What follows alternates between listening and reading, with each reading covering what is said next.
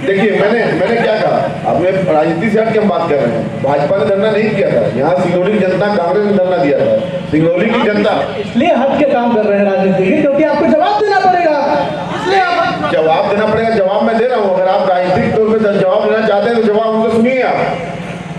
आप उस मीटिंग में, आप शेखर जी भी थे, राजेश सिंह जी भी थे, संजय प्रताप सिंह जी भी थे।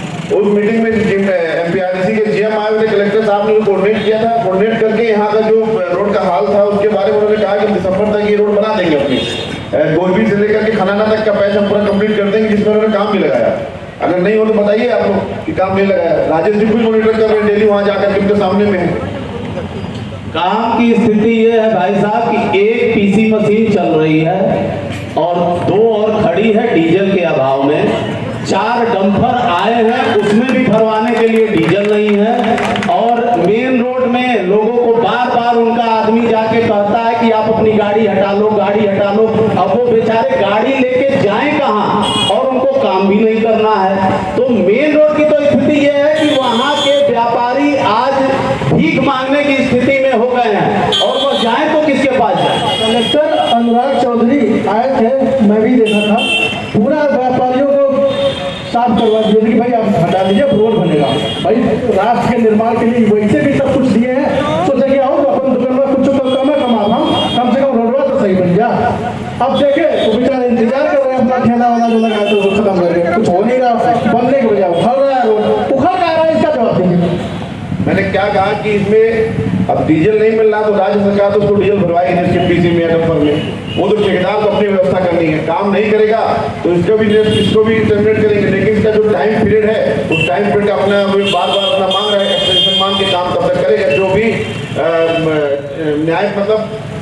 न्याय प्रक्रिया में जैसा भी होगा उस प्रकार से इसको अपना टाइम एक्सटेंशन मिल रहा है, और टाइम एक्सटेंशन लेकर के ये अपना काम चाहे जैसे भी कर रहा है। लेकिन जिस दिन काम नहीं कर पाएगा तो इसको ब्लैकलिस्ट होना ही पड़ेगा। इसको अल्टीमेटली ये भी टर्मिनेट होगा और ब्लैकलिस्ट होगा अगर ये काम नहीं किया तो बस इतना ही होगा, लोगों का काम नहीं होगा। फांसी नहीं चढ़ा देगा ना आदमी, लोगों का काम नहीं। मैं 15 साल से भाई साहब से पूछना चाहता हूं कि इनकी सरकार है, और चूंकि आप मोरवा में हैं तो मैं मोरवा के अलावा देश के किसी कोने की बात नहीं करूंगा। यह मात्र इतना बता दें कि 15 वर्षों में, अतुल जी 15 वर्षों में 4 काम ये गिनवा दें जो मोरवा के लिए हितकारी हो, और जो ऐसी योजना हो जो रोजमर्रा की व्यवस्थाओं के अलावा जिससे मोरवा के किसी भी व्यक्ति विशेष को उसका लाभ मिला हो। 4 काम 15 सालों में मात्र हमको भाई साहब गिनवा दें। जी बताना चाहता हूँ। 15 सालों में आप क्या यहाँ पे, पहले आप यहाँ पे एक सरकारी अस्पताल हुआ करता था, CHC मोरवा की बिल्डिंग का डेवलपमेंट किया गया पूरा, ठीक है ना। रोड वगैरह की आप अंदर इंटरनली आप रोड को देख लीजिए। आप रोड का सीधी रोड, पूरा शहर के रोड अच्छे हैं, लाइट स्पीड आपके सामने देख लीजिए। आप ये पूरा शहर जगमगा, रात में पूरा जगमगा उठता पूरा शहर। विकास और नगर निगम या सरकार से आपको क्या चाहिए, आपको बताइए क्या चाहिए भाई साहब। अगर हमें जीने के लिए भोजन चाहिए और वह भोजन भी मेरे मन लायक ना हो, और दिन रात हम सरकार को टैक्स दे रहे हैं, धूल धूप में दिन रात इतना पोल्यूशन हम इस क्षेत्र में खा रहे हैं, और उसके बाद फिर जो पुराना अस्पताल था उसका रेनोवेशन और उसमें भ्रष्टाचार और बिल्डिंग की क्वालिटी, और आज डॉक्टर नहीं है, नर्सें नहीं है, तो उस बिल्डिंग को हम लेके क्या करेंगे। ऐसी बहुत सारी तमाम बिल्डिंगें इस क्षेत्र में खाली पड़ी हैं। देखिए इस कोयले का रेवेन्यू इस क्षेत्र से, इस मोरवा से बहुत। आपको बता दें डीएमएफ का फंड, मैं इनसे पूछना चाहता हूं कि डीएमएफ का फंड जिस पर इस क्षेत्रवासियों का अधिकार था, 25% मिनिमम इस क्षेत्र में खर्च होना था, वह भी आपके सांसद और विधायक महोदय सब लोग मिलकर उस फंड को अपनी स्वीकृति से साइन करके भोपाल भेज दिए। आखिर वह जनता से उन्होंने क्यों नहीं सवाल पूछा। जनता से वो सिर्फ वोट लेने का अधिकार है इन्हें, और जनता के प्रति इनकी कोई लायबिलिटी नहीं बनती। जब कार्य की बात करेंगे तब ये मोरवावासी हो जाएंगे, और जब मुद्दे की बात करेंगे तब ये बीजेपी वाले हो जाएंगे। यह दोहरा नीति मोरवा वालों को आप कम से कम ना दिखाएं। दीजिएगा माइक तो दीजिए भाई साहब कालिका भैया से जवाब लीजिए ना। अतुल जी, आज 15 वर्ष से पूर्व 10 वर्ष तक की सरकार थे, दिग्विजय सिंह मुख्यमंत्री थे, और यहाँ पर इस जिले से स्वर्गीय इंद्रजीत पटेल जी शिक्षा मंत्री थे। यही बगल में कन्या पाठशाला है। 10 वर्ष शिक्षा मंत्री रहे, वो 8वीं से 10वीं तक उस विद्यालय को नहीं कराए, क्योंकि वो लड़कियों के विद्यालय था। फिर भी वो 10वीं नहीं करवाए और लोग मांग करते रह गए। जब हम लोग की सरकार आई, नगर निगम में हम लोग पार्षद होके परिषद से भी पास कराए, MIC पास करा के उसको 10वीं करा दिए। आज जो जनता, मोरवा की जनता 120 किलोमीटर धूल फाक के सीधी जाते थे कलेक्टर SP से मिलने, आज 25 किलोमीटर में मिलते हैं। ये किसने किया? ये भारतीय जनता पार्टी की सरकार ने किया। ये किसने किया? भारतीय जनता पार्टी की सरकार। और उस जिले को, एक मिनट, उस जिले को रुकवाने के लिए ये लोग वहां हाईकोर्ट चले गए थे। राजनीति हम लोग नहीं करना चाहते, लेकिन अभी राजनीति करेंगे तो पिछला भी रिकॉर्ड आएगा। आज हाईकोर्ट में कौन गए थे जिले को रुकवाने के लिए? यहाँ सिंगरौली की जनता ने बिल्कुल, मैं सवाल जवाब लूंगा। सवाल तो आपके ऊपर भी उठेगा, क्योंकि 1982 सवाल और भी हैं, उनसे जोड़ के मैं भी कर रहा हूँ। 1982 में जब देश का थर्मल पावर प्लांट NTPC यहाँ स्थापना हुई, उसी समय, इससे पहले रेहन का यहाँ पंडित नेहरू, जवाहरलाल नेहरू प्रथम प्रधानमंत्री ने उद्घाटन किया। इस क्षेत्र को स्विट्जरलैंड बनाना चाह रहे थे और आपके मुख्यमंत्री सिंगापुर बनाना चाह रहे थे। दोनों ने क्या दशा किया है, ये लोग जो देख रहे हैं भुगत रहे होंगे। तो जो काम 1982 में शिक्षा का व्यवस्था हो सकता था, स्वास्थ्य की व्यवस्था हो सकती थी, तमाम स्किल डेवलपमेंट के कार्यक्रम हो सकते थे, मेडिकल कॉलेज हो सकता था, लेकिन जो दुर्दशा की जड़ तो कांग्रेस ही है ना। एकदम आप बहुत सही कह रहे हैं। अब मैं उस इतिहास में भी जाता हूँ जब देश की आजादी के पहले यहाँ का जो हम लोगों को बताया गया। मैं तो उस समय पैदा भी नहीं हुआ था, लेकिन किताबों में है कि देश की आजादी के पहले राजाओं के समय में यह सजाए काला पानी का क्षेत्र होता था। और विकास, जब देश की आजादी हुई तो इस क्षेत्र का पहला विकास स्वर्गीय पंडित जवाहरलाल नेहरू ने आपको इतना बड़ा रिहंद डैम दिया, जिसकी वजह से इंफ्रा की शुरुआत यहाँ हुई। जब वो पहली बार आए और यहाँ की वादियों को देखे तो उन्होंने यह बात कही कि यह क्षेत्र स्विट्जरलैंड से कम नहीं है, अगर इसको डेवलप किया जाए तो स्विट्जरलैंड जैसा हो सकता है। दुर्भाग्य उसके बाद वह दुनिया में नहीं रहे। फिर इंदिरा गांधी की सरकार आई तो उन्होंने अपने प्रयास से यहाँ NTPC और NCL जैसी कंपनियां स्थापित की। फिर हमारे इस क्षेत्र के सबसे प्रभावी नेता स्वर्गीय कुंवर अर्जुन सिंह जी, जिन्होंने इंदिरा गांधी से लड़कर यह सिंगरौली जिला, आपको भी मालूम होगा कि यह उत्तर प्रदेश में जा रहा था, लेकिन मध्य प्रदेश को रेवेन्यू, एक मिनट, मध्य प्रदेश को चूंकि रेवेन्यू मिले, इसलिए उन्होंने जबरन इस क्षेत्र की जनता के लिए इस जिले को मध्य प्रदेश में रखा और झांसी को उत्तर प्रदेश को दिया। यह राजनीतिक सोच थी कांग्रेस की। आज जो ये भाई साहब इतनी बातें कह रहे हैं, अगर कांग्रेस उस समय यहाँ के लिए दूरदृष्टि की सोच नहीं रखती तो आज हम इस क्षेत्र के लिए हम आपसे संवाद नहीं कर रहे होते। और उसके बाद, एक मिनट मेरी पूरी बात सुन लीजिए, उसके बाद जो भी सरकार रही, माननीय दिग्विजय सिंह जब सरकार में सत्ता में रहे तो उन्होंने इस क्षेत्र को जो चीजें दी हैं, उसके बाद 15 सालों में आप मुझे 4 काम गिनवा दीजिए। जो भाई साहब कह रहे हैं कि जिला बना, तो जिला सरकार आते ही नहीं बनता है, आप भी इस बात को समझते हैं। जिले की पूरी कार्रवाई कांग्रेस कर रही थी। जिले के लिए बिल्डिंग आवंटन कांग्रेस ने नहीं किया था, जमीन का विस्तारण नहीं हुआ था, लेकिन फाइल किसी भी जिले की 1-2 वर्षों में नहीं होती है। यह सच्चाई, आप इसको झुठला नहीं सकते। 2 दूनी 4 होता है, 2 दूनी 8 नहीं होता है भाई साहब। तो उसके बाद जब, सुनिए, उसके बाद जब सरकार किसी कारणवश हमारी चली गई, हमने हो सकता है जनता को अपनी बातें नहीं रख पाए और इस क्षेत्र को जितना विकास चाहिए था हमने नहीं किया, इसलिए हमारी सरकार गई, मैं उसको मानता हूं। जैसे हम जीत के लिए आगे बढ़ के अपने आप को मानते हैं, वैसे हम हार का भी सेहरा अपने आप को लेना चाहते हैं। लेकिन उसके बाद आपने जिस छलावा से इस जिले को जिला बनाया, आज 14 साल हो गए भाई साहब, आप कलेक्ट्रेट और SP की बिल्डिंग में 14 सालों से काम चल रहा है। आप उसका भ्रष्टाचार पूरे कोने कोने में देख लीजिए। क्या सिर्फ कलेक्टर और SP को बैठाने के लिए ये जिला बना था। अगर ऐसा बना था तो शायद इस जिले को नहीं बनना चाहिए था। जो जिले का एक्चुअल मापदंड होता है, क्या वह उस मापदंड में है? आज आप सोच लीजिए कि उपभोक्ता फोरम कोर्ट तक नहीं है इस जिले में। अगर कोई उपभोक्ता आज सीजन में मिठाई गलत खरीदता है और उसके घर में कोई घटना हो जाती है तो उपभोक्ता फोरम कोर्ट नहीं है इस जिले में। ये बेसिक चीजें हैं। शिक्षा का अभाव इस जिले में शायद सबसे ज्यादा, और इन्हीं के पार्टी के लोगों ने एक यहाँ पर सर्वे कराया था जिसमें भारत में तीसरे नंबर का पिछड़ा जिला यह पाया गया, और ये गर्व से कहते हैं कि हमने इस जिले में काम किया है। तो मेरे ख्याल से इनको शर्म आनी चाहिए। तो ये सब चीजें तो बाद में हुई ना। 1982 में जब कोयला धोने की बारी आई थी तब तो बहुत चीजें हो गई थी, बैरन तक रेल मार्ग हो गया था। लेकिन आज तक ये बैरन के लोगों के लिए रेल नहीं है, कोयला के लिए है ना। कोयला ढोने के लिए सारी चीजें हैं, यहाँ के संसाधनों को उठा के ले जाने के लिए सब काम 1982 से 80 में हो गया। लेकिन जब शिक्षा की बारी है तो न तो अच्छे स्कूल हो पाए, न तो अच्छे मेडिकल की व्यवस्था हो पाई। ये तमाम चीजें रह गई जो होना चाहिए था उसी समय। मानते हैं आप?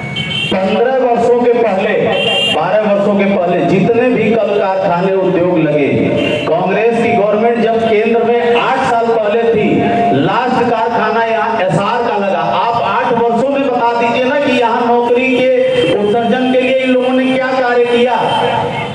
चलिए इसका जवाब हम फिर से लेंगे। और क्या कुछ कहना चाहेंगे स्मॉल क्षेत्र के लिए? आपसे जवाब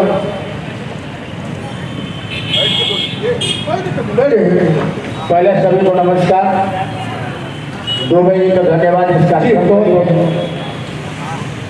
बोलिए। इसमें 2 मुद्दे प्रमुख हैं। मुद्दों को दूसरी तरफ ले जाया जाए। मैं जब से यहाँ आया हूँ तब से हमने एक चीज पहले पाई। पहला विस्थापन का दल रियाद जलाशय के बनने के बाद उन विस्थापितों की पीड़ा को देखिए।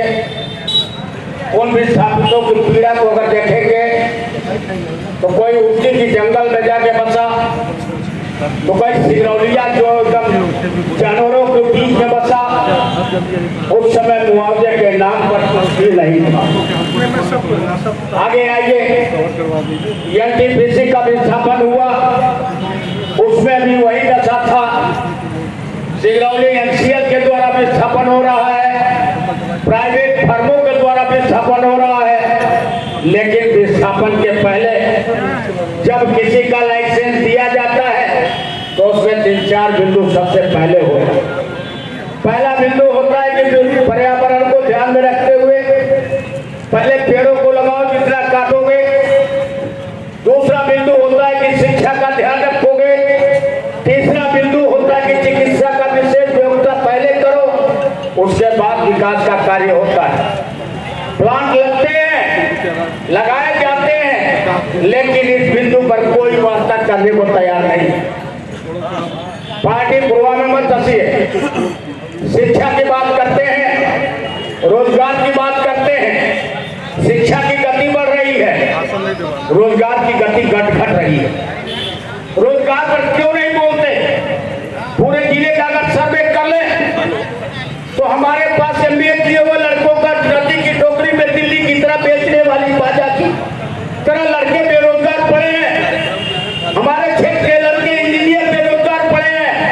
हमारे क्षेत्र के लड़के डॉक्टर दूसरे जगहों में जाके कार्य कर रहे हैं। जो अपनी मातृभूमि की गरीबों की सेवा करने के लिए शिक्षा ग्रहण किया, वो आज दूसरे क्षेत्रों में शिक्षा अपना बांट रहे हैं। उस पर विचार और मंथन करने की जरूरत है। जरूरत इस बात की नहीं है कि तुमने क्या किया, हमने क्या किया। जरूरत इस बात की है कि एनसीएल विस्थापन की ओर सिगरौली को ले जा रहा है। लेकिन जिस प्रेम से, जिस भाव से हम आप सब एक साथ रहते थे, वो प्रेम और भाव सब खत्म होते जा रहे हैं। उतने नहीं, इन्होंने 1985 और 80 के बीच में बोकारो स्टील प्लांट के बगल में कोल इंडिया ने एक विस्थापन किया है। 500 सरदार के घरों को बसा करके एक शहर बना के दिया है। हमें उस बिंदु पर भी ध्यान रखना होगा। तो ये ठीक है 500 घर बसाया है। अब 500 घर सरदारों का था और 500 घरों का स्थापन करने के पहले उनको घर बसाया है, सारी सुविधा दिया है, उसके बाद वहां से उस सिख समुदाय के लोग हटे हैं। ठीक वही व्यवस्था हमें आपको सिर्फ 2 को लड़ाई लड़ने की जरूरत है कि यहाँ के बच्चों को अगर रोजगार चाहिए तो जैसे पहले रोजगार एनसीएल देता था, एनटीपीसी देता था, तो रोजगार कार्यालय बहन, रोजगार कार्यालय सोनभद्र, रोजगार कार्यालय रीवा, रोजगार कार्यालय सीधी से बच्चों के नाम मंगाए जाते थे। आज वो स्थिति नहीं है। अगर वो स्थिति नहीं होगी तो इस क्षेत्र में अपराध बढ़ेंगे, पढ़े लिखे लड़के अपराधी बनेंगे, उसे कोई नहीं रोक सकता है। हमें आपको उसकी लड़ाई लड़नी होगी अब कि एनसीएल हो, एनटीपीसी हो, रोजगार कार्यालयों के माध्यम से नाम मंगाए और उन बच्चों का इंटरव्यू ले और उनको नौकरी बिल्कुल बहुत बेरोजगार दूर करें। आगे बढ़ते हैं। बहुत अच्छा सुझाव है। हम समझ रहे हैं कि आप कहना क्या चाह रहे हैं। रोजगार में सीधे सीधे बोल रहा हूँ कि जो भ्रष्टाचार हो रहा है, मैं तो खुल के बोलता हूँ यहाँ पर कि जो लेटरबाजी होती है ना, लेटर देते हैं व्यक्तिगत लोगों की कि भाई उनका लेटर जाएगा और फिर यहाँ पर एक लड़का खुद यहाँ से कहते हुए गए थे कि हम 50,000 रुपये दे के नौकरी कर रहे हैं। मैं बोला आके बैठ के बात करो, बोल रहा अगले दिन निकाल देंगे, हम बैठ के बात करेंगे। तो हम और लोगों को बता दें, हमारी सबकी जिम्मेदारी होती है। सुनिए ना, फिर हम बात कर लेंगे, सबकी जिम्मेदारी है। कुछ कहना चाहेंगे इस क्षेत्र में? सर्वप्रथम अतुल जी को बहुत बहुत धन्यवाद। देख लीजिए भाई, सबको बहुत बहुत धन्यवाद। आप लोग पधारे, हालांकि तादाद और ज्यादा होना चाहिए था। तो इन गोरवा में समस्या बस इतना ही है कि कभी भी कोई चीज करिए तो लोग निकल के आते नहीं है, लेकिन दिल के आपके साथ रहते हैं। अगर आप कर रहे हैं तो आपके साथ लोग हैं, लेकिन वो दिखेंगे कम। ये अदृश्य टाइप के लोग हैं और यही यहाँ की परिपाटी है। आज से पहले हम लोग आज से पहले हम लोग रेलवे का आंदोलन किए, यहाँ याद घट रहा था उस समय आंदोलन किए। हर समय जब शुरुआत करते हैं यही स्थिति होती है, लेकिन जिस दिन फाइनल डे आता है ना 15,000 आदमी भी जुट जाते हैं। तो ये यहाँ की खूबसूरती है। हमारी चिंता नहीं है, जनता की चिंता है। हाँ, जनता का ही है। और आपने अभी दोनों पार्टियों को आपस में अच्छा खासा एक्सरसाइज करा दिया है और इन दोनों पार्टियों के ऊपर में हम ये बताएंगे, देखिए स्थिति मोर और लेस सबके साथ एक है। सत्ता एक ऐसा चीज है जो आदमी को भ्रमित कर देता है। आज सत्ता किसी के हाथ में दे दीजिए, कल वो आदमी में बदलाव आ जाता है। थोड़ी देर के लिए बोले तो ये टेंडर हुआ था कांग्रेस के टाइम में, उस टेंडर में ये प्रावधान नहीं रखा गया कि इसके साथ सर्विस लेन साथ साथ प्रिंटर होने का भी काम होना चाहिए। मिस हो गया, ये कोई जानबूझ के नहीं किया, मिस हो गया। इन लोग है परिपाटी बना हुआ है कि जो L1 है उसको टेंडर देना है। ये साला L1 इतना खत्म चीज है, मैं आपको बताऊंगा तो भी इससे खराब कोई चीज नहीं है। 60%, 50%, 70% L1 आ रहे हैं और उसको लोग रेट दे रहे हैं। मैं पूछता हूँ ये जो सीमेंट बनता है वो आपके इंजीनियर बनाते हैं ना, तो क्या वो घास छीलते हैं? क्या आप 70% नीचे का रेट एक्सेप्ट करते हैं? आप 50% नीचे का रेट एक्सेप्ट करते हैं? नतीजा क्या है? संभव कैसे हो जाता है? नतीजा क्या है? काम भी हो जाता है, अधिकारी भी खुश, ठेकेदार भी खुश और रेट भी कामयाब। कहाँ से हो जाता है? देखिए प्रैक्टिकल होना पड़ेगा। सबसे बड़ा ना इसमें बंटी बाबू को जवाब दे पाएंगे ना राजेश बाबू दे पाएंगे। जिसकी सरकार आएगी वही फंस जाएगी। ये पूरा का पूरा सिस्टम पहले चेंज होना चाहिए। ये आपको बता दें, थोड़ा सा बिहार लोग बहुत खराब होते, लेकिन कुछ अच्छी बातें बता दें आपको कि वहाँ नियम नहीं, आप काटिए मत छूटिए, कभी खुलने कभी पेशेंस रखिए। ये हमारा कहना है कि वहाँ एक नियम था कि 10% से नीचे जो भी टेंडर आएगा ना उसके बाद लॉटरी होगा और उससे नीचे का टेंडर रिजेक्ट होगा। अब नतीजा क्या है कि एक इंजीनियर ने बनाया, उस पर जितना रिसर्च करना है कर दो कि आपका रेट क्या आना चाहिए। अब आप उस पर कर दिए कि 10% के नीचे अगर आया, चलो जिसका भाग्य कहिए हर आदमी यहाँ भूखा नंगा की स्थिति में, एक बड़े से बड़े ठेकेदार और छोटा से छोटा व्यापारी सब आज कंपटीशन के दौर में अपने आप को एकदम पीछे ला रहे हैं। बहुत प्रैक्टिकल बात बता रहे हैं। अब कम से कम जिसके पास काम जाएगा तो उसके पास इतना पर्याप्त पैसा होगा कि उसको आप घंटा मार के उससे काम करवाएं। आज कोई स्थिति है तो उसके पास स्थिति नहीं है, ये एक मशीन लेके उसका तेल नहीं भरा पाता है, तो क्या काम कर देगा? ट्रांसपेरेंसी दूसरा सबसे बड़ा प्रॉब्लम है। ये लैंड एक्विजिशन ट्रांसपेरेंट है। अगर कोई एक